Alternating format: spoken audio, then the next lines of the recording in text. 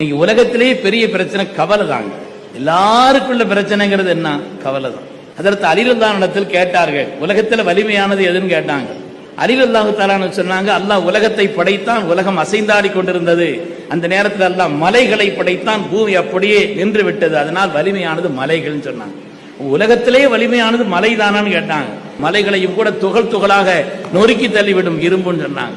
உலகத்திலே வலிமையானது இரும்பு தானான்னு கேட்டாங்க. இல்ல, அந்த இரும்பையும் கூட தண்ணீர் போல் உருக்கி விடக்கூடிய ஆற்றல் கொண்டது நெருப்புன்னு சொன்னாங்க. உலகத்திலே வலிமையானது நெருப்பு தானான்னு கேட்டாங்க. இல்ல, அதை விட வலிமையானது நீர், அந்த நெருப்பையும் அணைத்து விடக்கூடியதுன்னு சொன்னாங்க. உலகத்திலே வலிமையானது நீர் தானான்னு கேட்டாங்க. இல்ல, அதையும் சுமந்து சொல்லக்கூடிய மேகம், காற்று, காற்று அது இழுத்து செல்கிறது அல்லவான்னு சொல்லி ஒவ்வொன்னா சொல்லிக்கிட்டே வந்தாங்க. உலகத்துல வலிமையானது எதுங்கன்னு கேட்டாங்க. போதைன்னு சொன்னாங்க. அது ஒரு மனுஷனுக்கு வந்துருச்சுன்னா ஒரு வகையில பைத்தியக்காரன் ஆயிருவான். உலகத்திலே வலிமையானது போதை தானான்னு கேட்டாங்க. இல்ல, அதை விட வலிமையானது தூக்கம் சொன்னாங்க. தூக்கம் வந்தா போதை போயிரும் சொன்னாங்க. உலகத்திலே வலிமையானது தூக்கம் தானான்னு கேட்டாங்க. இல்ல இல்ல, அதை விட வலிமையானது கவலைன்னு சொன்னாங்க. ஏன்னா கவலை வந்தா தூக்கம் போயிரும் சொன்னாங்க. அப்ப அதை விட வலிமையானது வேற ஒண்ணும் இல்லையா? உலகத்திலே கவலை தான் வலிமையானதான்னு கேட்டாங்க. இல்ல இல்ல, அதை விட அல்லாஹ்வுடைய திக்ருன்னு சொன்னாங்க. அல்லாஹ்வுடைய திக்ர் இருந்தால் கவலையும் போய்விடும் சொன்னாங்க.